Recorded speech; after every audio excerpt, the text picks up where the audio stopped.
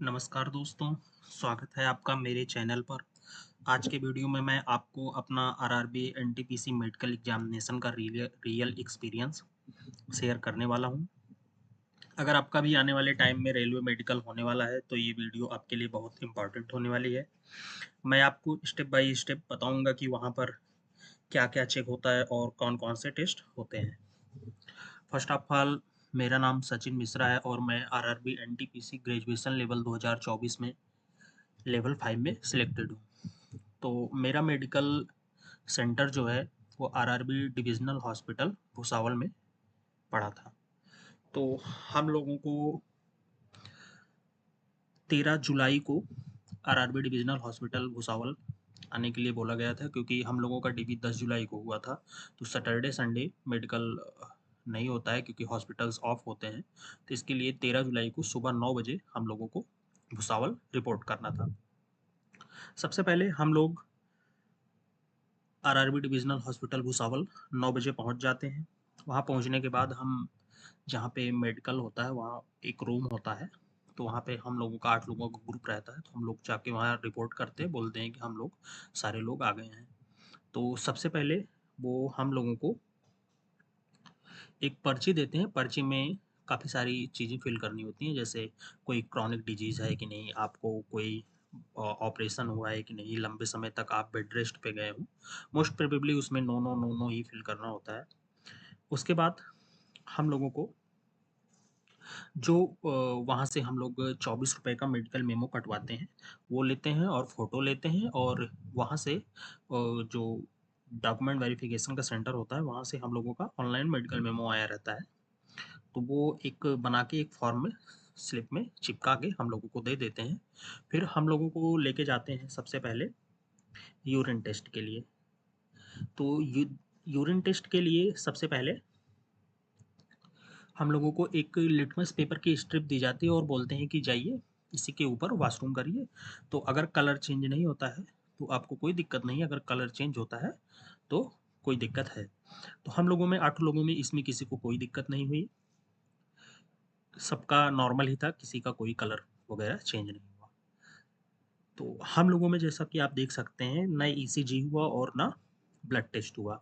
ये दोनों टेस्ट हम लोगों के हॉस्पिटल्स में नहीं हुआ। उसके बाद हम लोगों को डार्क रूम में लेके जाते हैं, जहाँ पे सबसे पहले नियर विज़न टेस्ट करते हैं, पढ़वाते हैं। फिर कलर ब्लाइंडनेस का टेस्ट करवाते हैं। उसके बाद एक टॉर्च लेके कान में देखते हैं कि कोई आपका ऑपरेशन हुआ है या नहीं, आँख का कोई ऑपरेशन हुआ है या नहीं।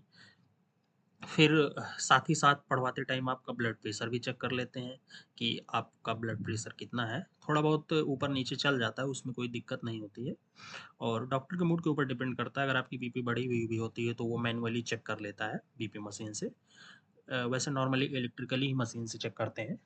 तो उसके बाद हम लोगों को खड़ा करके एक पैर उठा के फिर दूसरी साइड से अपोजिट साइड से फ्लैट फुट्स और नॉक नी चेक करते हैं। उसके बाद हम लोगों को इकट्ठा करके जो आई स्पेशलिस्ट डॉक्टर होते हैं उनके पास लेके जाते हैं। वहाँ पर हम लोगों का लेसिक टेस्ट होता है। बेसिकली वो टॉर्च से चेक कर लेते हैं। 2-3 मिनट में निपटा दिए थे 8-9 लोगों को। उसके बाद हम लोगों का लंच हो जाता है 1 बजे, बोलते हैं कि 2 बजे यहाँ पे फिर आके रिपोर्ट करना। तो हम लोग जब फिर आते हैं तो फिर एक डॉक्टर आते हैं, वो हम लोगों का फिजिकल एग्जामिनेशन करते हैं, कपड़े वगैरह निकलवा के, कि बॉडी चेक करते हैं टॉर्च से कि आपका कोई ऑपरेशन हुआ है या नहीं, कहीं फ्रैक्चर नहीं हुआ है। बाकी ये चीज़ें सब चीज़ चेक करते हैं। फिर उसके बाद आपका हाइड्रोसील चेक करते हैं, फिर पाइल्स चेक करते हैं। उसके बाद कुछ 10 सिटअप्स बुक करने के लिए बोलते हैं, हिंदी में दंड बैठक भी करने के लिए बोलते हैं। और साथ ही साथ आपका जब कपड़े निकलवाते हैं तो वो फ्लैट फुट भी आपका चेक कर लेते हैं।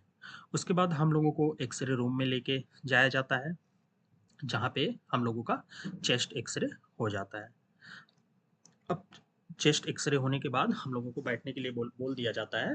तो उसके बाद शाम को 5 बजे हम लोगों में किसी को फ्री नहीं करते हैं, क्योंकि हम लोगों में 2 लोग चश्मे वाले थे और 1 लोगों को कलर ब्लाइंडनेस था। उसके बाद हम लोगों को नेक्स्ट डे 9 एएम पर रिपोर्ट करने के लिए बोला जाता है। फिर से जो आई जिसको चश्मा लगा रहता है, उनके लिए 3 डॉक्टर का बोर्ड बन जाता है, एक पैनल। तो जिसमें से हम लोगों में 3 लोगों में एक 3 लोगों को तो 1 बजे फ्री कर दिया था क्योंकि उनको कोई दिक्कत नहीं थी। बाकी 5 लोगों को रोक के रखता है, जिसमें से 3 लोग थे जो 2 चश्मे वाले थे और 1 कलर ब्लाइंडनेस वाले थे। तो उनके लिए जो डॉक्टर का पैनल बनता था, तो हम लोगों को साढ़े 3 बजे से फिर से आँख का चेकअप शुरू हुआ। उसके बाद सारे डॉक्टर्स उस टाइम पे अवेलेबल थे। तो हम लोगों में तीनों लोगों को, जिसको चश्मे की प्रॉब्लम और एक को कलर ब्लाइंडनेस था, उसको 5:45 पे लगभग 6 बजे हम लोगों को फ्री कर दिया था क्योंकि सारे डॉक्टर्स अवेलेबल थे, उन्होंने सिग्नेचर वगैरह कर दिया। फिर उसके बाद हम लोग भी फ्री हुए थे। बाकी जो 1 लोग बचे थे उनको थोड़ा हार्ट में प्रॉब्लम उनको नज़र आ रही थी, तो उनका ईको वगैरह करवाए, एक्स-रे करवाए और उनको थोड़ा ग्लूकोमा लग रहा था। तो आई स्पेशलिस्ट भी उस टाइम पे थे हॉस्पिटल में, तो जिससे उसको भी कोई दिक्कत नहीं हुई, उसको भी हम लोगों के साथ ही शाम को 6 बजे फ्री कर दिया। ओवरऑल भुसावल हॉस्पिटल का एक्सपीरियंस जो रहा वो एकदम स्मूथ ही रहा और वो कोई वैसा परेशान करने वाली चीज़ें नहीं रहीं। तो इसीलिए आप टेंशन फ्री होकर के आप वहाँ पे जा सकते हैं और अपना मेडिकल करवा सकते हैं।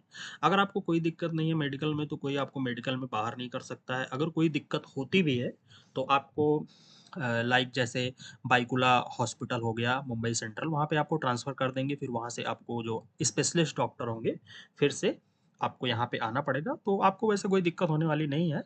बस थोड़ा घबराना नहीं है बीपी वगैरह में। बीपी वगैरह वैसे नॉर्मल बढ़ी हुई रहती है थोड़ा बहुत, बट मैनेज हो जाती है। सो फ्रेंड्स, इतनी जानकारी थी। तो मैं आशा करता हूँ आपको ये जानकारी काम आएगी।